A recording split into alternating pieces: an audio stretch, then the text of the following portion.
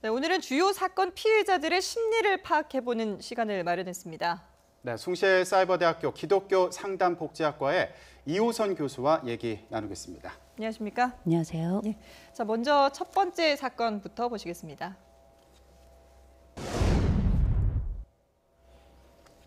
네, 저희가 지금 연일 인천 초등생 살해와 관련돼서 사건을 다루고 있는데요. 이 재판의 피해자의 어머니가 가서 편지를 낭독하면서 그 재판정이 정말 울음바다가 됐다고 하지 않습니까? 네.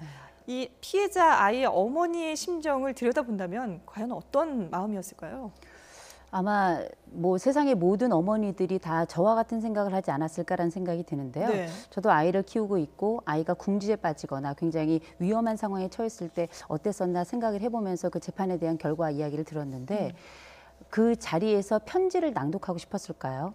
아마 그 피의자가 했던 그대로 그 아이에게 해주고 싶은 생각이 더 간절했을 겁니다. 예. 그럼에도 불구하고 그 감정을 참아가면서 그 눈물을 짓눌러 가면서 그 글을 읽을 때에는 그 심정은 이루 말로 할 수 없었을 것이고요. 네네, 그렇죠. 제가 조금 걱정이 되는 거는 지금 그 어머니께서 그 아이의 맨 마지막 가는 모습을 봤잖아요. 네. 봤는데 그 모습이 성치 않았을 거라고요. 눈도 못 감고 가는 모습. 그런데 이게 예. 기억으로 남아있는 데다가 아이에 대해서 함께했던 그 추억이 남아있잖아요. 이 기억과 추억이 함께하면서 이 기억이 어마어마하게 오래갑니다.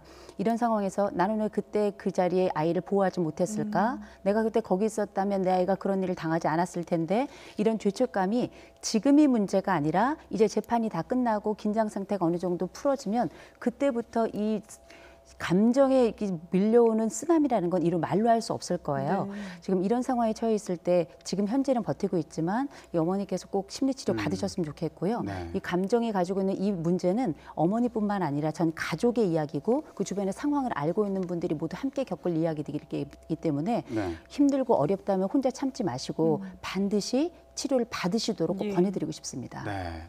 자, 피해자 어머니의 심리에 대해서 얘기를 해봤는데 피의자의 심리는 어떨까 얘기를 해보겠습니다. 네. 자, 동료 수감자가 증인으로 재판에 나왔었어요. 네. 그때 했던 얘기가 수감된 첫날에 웃으면서 들어왔다.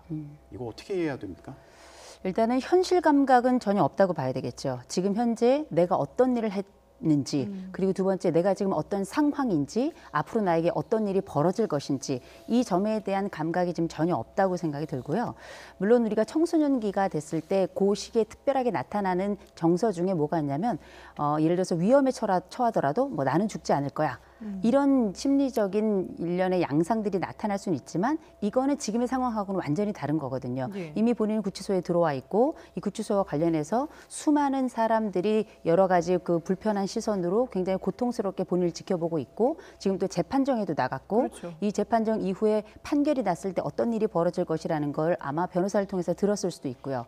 그렇다면 공포심을 느끼거나 두려움을 가질 수가 있는데 지금 전혀 그런 모습을 보이지 않고 그렇죠. 더군다나 이 그 김양이 했던 얘기 중에는 이 방에서 나보다 더 큰 사건 저지른 사람은 없겠지 이렇게 말한 적이 있다고 동료 그 수감됐던 사람이 이야기를 했는 걸 보면 네.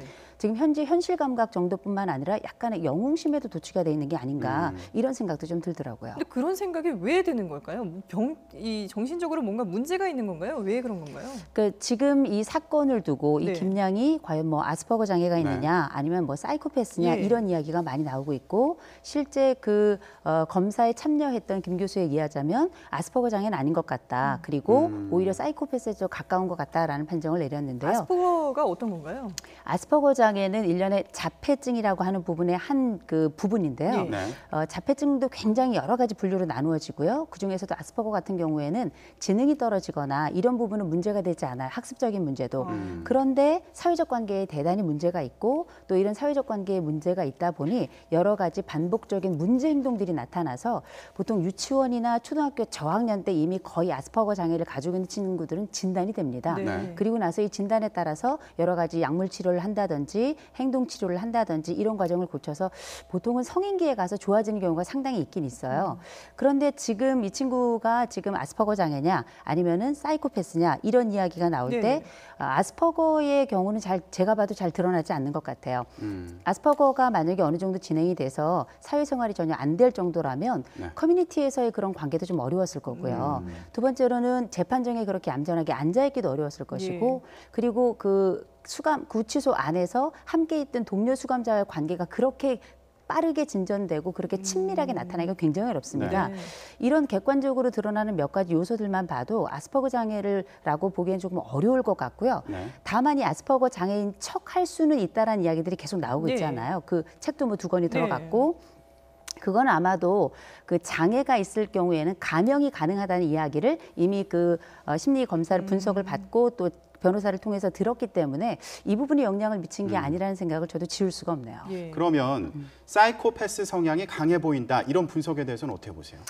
일단 사이코패스가 가지고 있는 아주 전형적인 몇 가지 특징이 있다면 이 사이코패스는 일단 반사회적 인격 장애라고 해서 적어도 여러 가지 사회적으로 문제가 생기는 것도 생기는 거지만 연민이었고요.